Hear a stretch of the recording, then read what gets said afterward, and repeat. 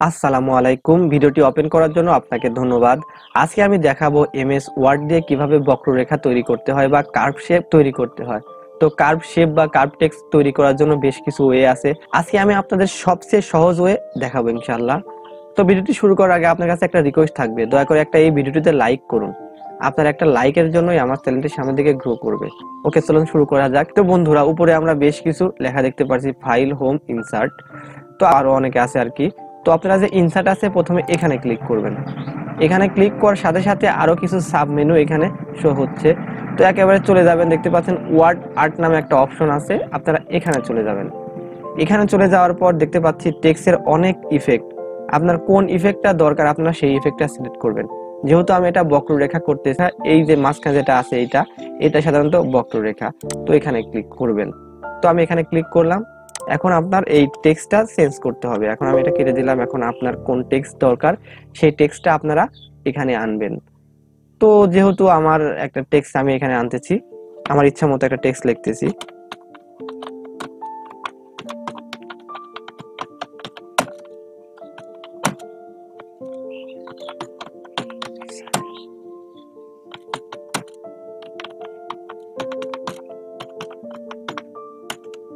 Okay, Pabna university of science and technology, আমি এই university student, এই জন্য এটা লিখলাম আর কি।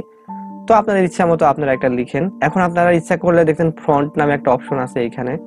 এটা কোন ধরনের ফন্ট আপনারা ইউজ করবেন সেই এখান থেকে সিলেক্ট করে দিতে পারেন। তো এখানে আমি নেক্সা বোল্ড নামে একটা ফন্ট আছে, এটা ব্যবহার করতে চাচ্ছি, এই জন্য এখানে ক্লিক করলাম।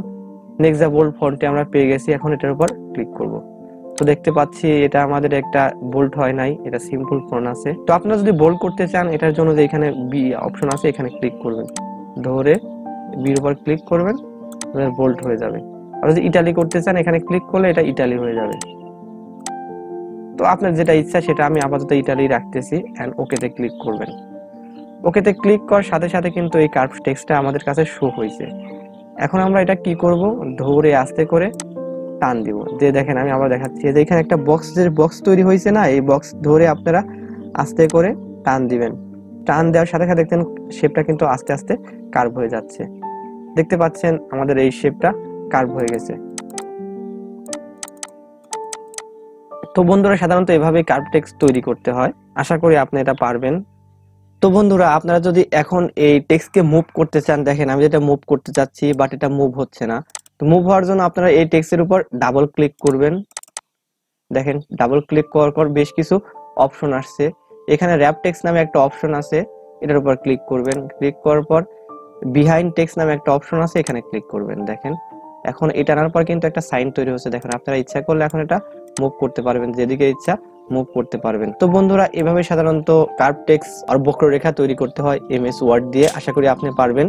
আর ভিডিওটি বুঝতে যদি আপনার সমস্যা হয় তাহলে অবশ্যই কমেন্টসে বলবেন, আমি আপনাকে রিপ্লাই করার ট্রাই করব ইনশাআল্লাহ। এত সময় ধৈর্য সহকারে ভিডিওটি দেখার জন্য অসংখ্য অসংখ্য ধন্যবাদ। ভালো থাকবেন। আল্লাহ হাফেজ।